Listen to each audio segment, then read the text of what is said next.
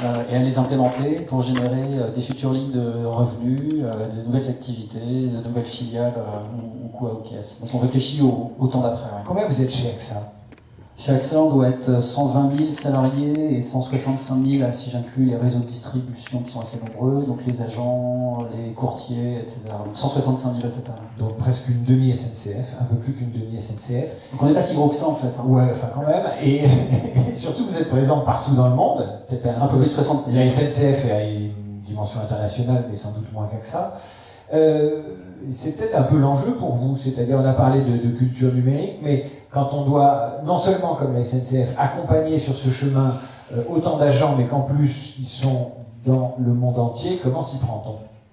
En fait, assez naturellement, on commence par attaquer les tâches supérieures de la fusée, puisque c'est bien sûr quand vous êtes en situation de cadre dirigeant que vous allez pouvoir ensuite vous approprier cette nouvelle compréhension du monde, ces leviers, et les travailler, les transposer avec vos équipes. Donc assez naturellement, comme la plupart de nos copains du CAC 40, on a commencé par les états-majors, par les cadres dirigeants, et on a essayé de leur apporter des nouvelles grilles de lecture.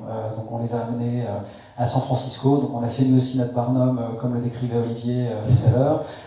Donc quand vous amenez 200 cadres dirigeants à San Francisco, ça se voit, ça fait beaucoup de monde. Mais ça peut servir un D-Day, parce qu'il ne faut pas croire tout ce que dit Olivier. Et en l'occurrence, ouais, ça a servi, puisque ça a servi de point d'ancrage à celui qui était notre CEO à l'époque, Henri Lecastre, pour marquer le chapitre 1 de cette transformation à venir, en disant vous êtes tous dans cette salle, parce que vous êtes des agents du changement, il faudra que vous me prouviez que l'année prochaine, vous puissiez encore être dans cette salle, à l'aune de ce que vous aurez commencé à digérer de cette nouvelle donne, de ces nouveaux usages, de ces nouveaux enjeux et de tout ce qu'on a vu autour de ces 3 jours ensemble passés à San Francisco. Mais ça, c'était, j'ai envie de dire, jusqu'au point de départ. Et après, ce qu'on a essayé de faire, un peu après, c'est de travailler avec ces mêmes dirigeants, cette fois en one-to-one, en travaillant ce que j'appellerais leur vulnérabilité, qui est souvent un gros mot en entreprise, surtout dans une boîte qui a une culture d'excellence comme AXA. AXA est coté, je crois, fait partie du CAC 40 depuis 30 ans. Et quand vous délivrez systématiquement 120 trimestres de résultats attendus par le marché, c'est une affaire qui marche. Et c'est aussi bien réglé que les trains de la SNCF. Et ça laisse pas beaucoup de marge de manœuvre pour l'expérimentation, l'erreur, etc. Donc dans un premier temps, on a travaillé avec des volontaires et on leur a monté des programmes de reverse mentoring sur mesure, leur permettant de finalement continuer à être connectés avec la chose digitale. Et accessoirement de le faire en étant au contact de strates de population qui étaient globalement, statistiquement un peu plus jeunes dans notre organisation, et de se faire coacher. Alors il n'y avait pas de leçons, il n'y avait pas de slides, on n'était pas là pour fabriquer des mini-profs, mais créer à huis clos, en toute confidentialité, et chaque paire de mentors et de mentees signait un accord de confidentialité, un espace complètement safe, à nouveau Olivier en parlait en introduction, permettant au cadre dirigeant de poser absolument toutes les questions sur cet univers qu'il avait parfois du mal à appréhender. Parce que quand vous parlez de vulnérabilité, c'était uniquement de la vulnérabilité digitale ou numérique, mais elle est clé. Ou c'était de la vulnérabilité tout seul? Parce que la vulnérabilité, aujourd'hui, c'est Philippe Catherine. Qu'est-ce que je vais devenir? Bien sûr.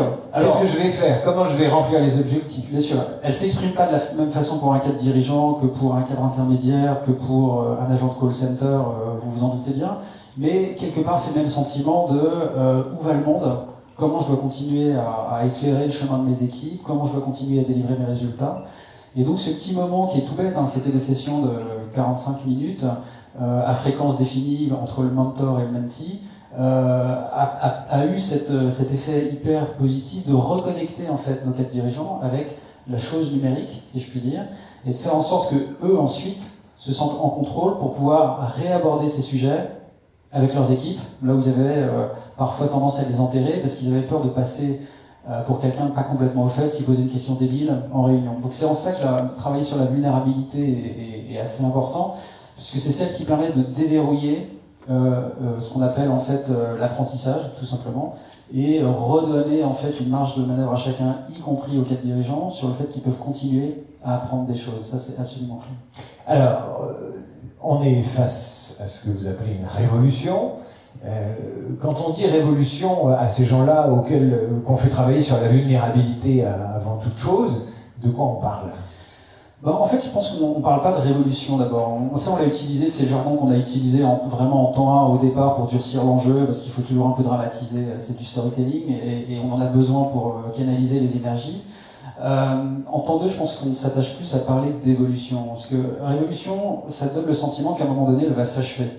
Et je pense que heureusement ou malheureusement, on rentre dans un cycle qui va être perpétuel. Et je préfère parler d'évolution darwinienne. Et cette évolution darwinienne, elle va s'accélérer. Et dans cette évolution, il y aura forcément une prime, je le vois surtout après 4 ans passés aux États-Unis, il y aura une prime donnée aux entreprises qui pourront expérimenter et tester, et donc apprendre avant leurs concurrents. Ça va être là, ça va pas être sur des enjeux technologiques, ça va pas être uniquement sur des enjeux d'organisation, ça va pas être sur des enjeux de business model. Oui, toutes ces composantes vont intervenir. Mais le point clé, le facteur de vie ou de mort, qui est déjà à l'œuvre dans les statistiques, le rappelait tout à l'heure Olivier, les 80% d'entreprises créées avant 80 dans le Standard & Poor's 500, donc c'est effectivement des données internationales. Ce qui va se jouer, c'est la capacité pour ces organisations à continuer à apprendre. Parce que si vous arrêtez d'apprendre, vous n'êtes plus en mouvement. Si vous n'êtes plus en mouvement dans le monde d'aujourd'hui, vous êtes déjà en état de mort clinique. Et ça, c'est votre job, un peu. Un peu, c'est vrai que j'ai tendance à dire que mon job, c'est 50% culture, 50% business. Donc, Thomas Buberl, notre CEO, nous attend aussi sur des générations de revenus et une transposition sous forme d'espèces sonnantes et trébuchantes à la fin du jeu, parce qu'on reste quand même un grand groupe coté et on doit délivrer des résultats.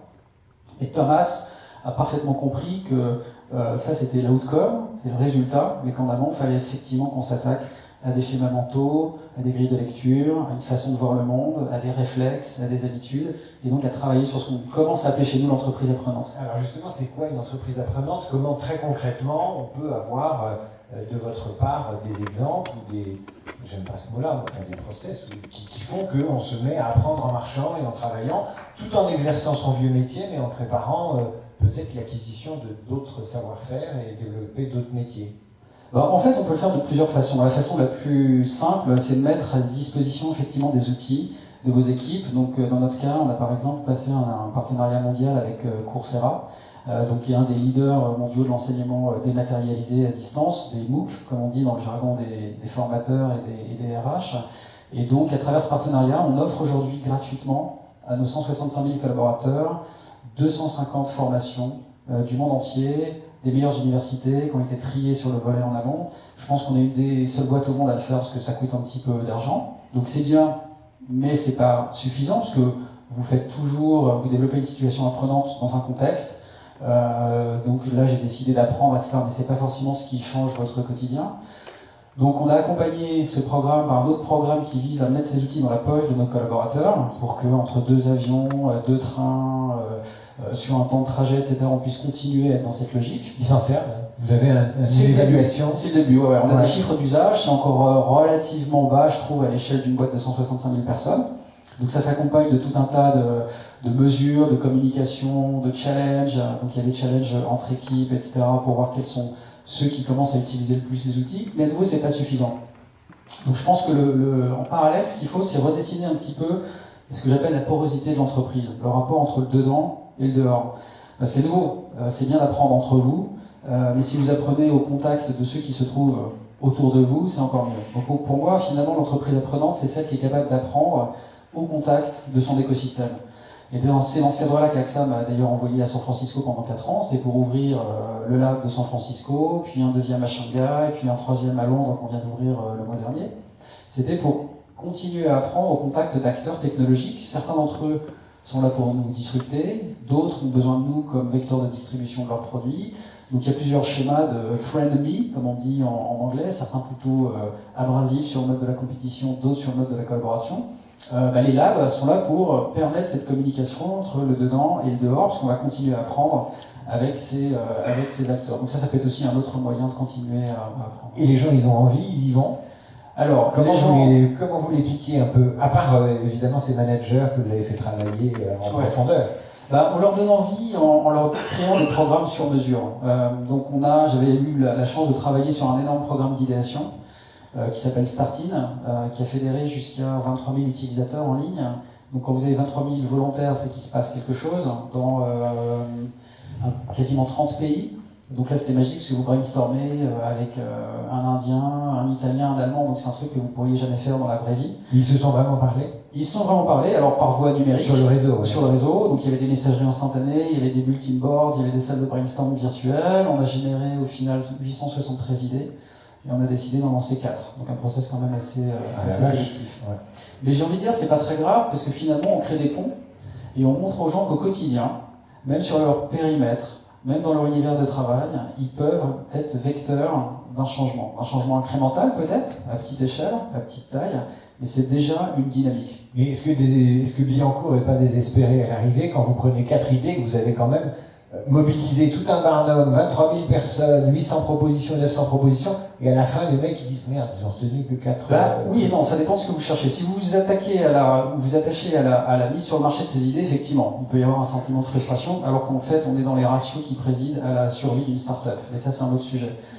Si par contre, vous vous attachez à transformer les gens dans le process, là, a priori, vous fabriquez plutôt du contentement. Et en l'occurrence, on avait injecté sur cette plateforme des coachs qui venaient travailler à vos côtés, challenger vos idées, vous dire ce qui se passait dans la salle de brainstorming d'à côté, vous pousser à découvrir, etc. Et finalement, j'ai la faiblesse de penser que les gens qui ont participé à ce programme, à nouveau tous volontaires, on forçait personne, étaient quelque part différents et j'ose espérer un petit peu meilleurs, un petit peu plus aguerris sur certains sujets liés notamment au design thinking, après le programme versus avant le programme. Alors tout ça pour préparer l'avenir d'AXA, pour éviter qu'AXA, bon c'est un peu classique ce que je vais dire, mais qu'AXA soit pas piqué, concurrencé ou déstabilisé par des gens qui pensent autrement, qui font autrement, qui n'ont pas 160 000 personnes dans leur bureau, mais 2 ou 3. Alors comment on fait pour rester vigilant et mener de front cette activité de transformation, d'acquisition de nouvelles, peut-être des startups ou de développer des nouveaux métiers. Et puis en même temps, il y a toute une restructuration comme les banques, elles font aujourd'hui. Hein, elles sont en train de fermer leurs agences, les casseurs les aident, tout le monde s'y met, quoi. Alors on ne ferme pas d'agence, et la caisse a été très très limitée dans les agences AXA, Dieu merci, mais en fait on peut faire plusieurs choses, et ça renvoie à nouveau à cette notion de porosité. Cette porosité avec le monde extérieur, on peut l'envisager sous forme d'un programme par exemple. Donc en France, chez AXA France, on a créé AXA.io, qui est un programme d'accélération qui met en place des conditions d'une collaboration simplifiée avec des startups. Et les startups peuvent du coup postuler de façon beaucoup plus facile, aisée, parce que Dieu sait qu'on est parfois un peu complexe dans notre organisation, pour venir proposer leurs nouvelles idées de produits ou de services. Donc là, on a fini une première sélection de startups, on va accompagner la shortlist, et donc en face, il y a un process d'achat simplifié, des contrats simplifiés, de l'accès à des données simplifiées. On commence à construire nos premières API pour qu'ils puissent commencer à jouer sur une partie seulement de nos systèmes d'information, pas tout. Et petit à petit, on aide nos collaborateurs à travailler en mode peut-être un petit peu plus souple avec ces startups. Donc premier exemple de porosité accrue. Deuxième, on peut investir, vous l'avez dit, dans des startups. Donc on a créé AXA Venture Partners, qui est un fonds doté de 450 millions d'euros, qui investit. On doit avoir 34 sociétés en portfolio. On peut imaginer à nouveau que certaines d'entre elles ont des solutions pour nous, représentent de nouveaux débouchés, ou nous concurrencerons peut-être demain. En tout cas, on a des participations dans 34 d'entre elles. Et puis la troisième chose qu'on peut faire également, c'est carrément créer des boîtes nous-mêmes. Donc on a lancé il y a 2 ans Camet, qui est un incubateur de start-up. Donc leur métier, c'est de lancer des boîtes. En 2 ans et demi, ils en ont lancé 12. Et sur les 12, 4 d'entre elles viennent de lever leur série A auprès d'AXA. On a une forme de droit de préemption auprès de ces entrepreneurs. Par contre, si on passe, Camet a la possibilité d'aller chercher des capitaux ailleurs. Donc c'est un peu comme une énorme machine à nous botter les fesses et à nous discipliner. À chaque fois qu'on dit non, il faut qu'on ait très clairement en tête les conséquences possibles de ce non et les optionnalités, comme on dit dans le jargon, qu'on crée sur le marché. Donc en fait, c'est un savant mélange de différents formats qui permettent de maintenir l'organisation dans une forme de tension. Parce que c'est super facile de se rendormir en disant c'est bon, je suis allé à San Francisco, j'ai vu, je suis allé à Seattle, j'ai vu, je suis allé à Shanghai, j'ai vu, j'ai compris. Retour à la normale. Non, il faut maintenir cette espèce d'énergie dans le temps, et donc c'est un savant mélange de programmes pour maintenir tout ça dans une tension, mais une tension positive. Il ne faut pas bien sûr que ça soit sous l'angle d'une menace, d'une sanction, etc. Oui, parce que vous dites qu'il faut emmener tout le monde.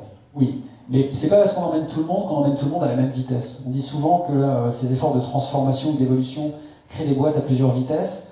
Moi, je trouve pas que ça soit un gros mot de créer une entreprise à plusieurs vitesses. Bien sûr, il faut laisser personne sur le chemin, mais une entreprise à plusieurs vitesses, c'est simplement le reflet du fait qu'on n'est pas tous câblés de la même façon, qu'on comprend pas tous les mêmes choses à la même vitesse, qu'on n'est pas tous impactés dans nos activités au même moment par ces révolutions en cours, et donc créer des programmes et des ponts entre sachants, entre business units qui ont différents besoins, différents niveaux de maturité, et les accompagner en fonction de ce qu'on veut leur voir produire ou de ce qu'on veut changer dans leur comportement, dans leur façon de voir le monde, je trouve que finalement c'est assez noble. Donc une entreprise à plusieurs vitesses, pour peu bien sûr qu'on s'occupe de tout le monde.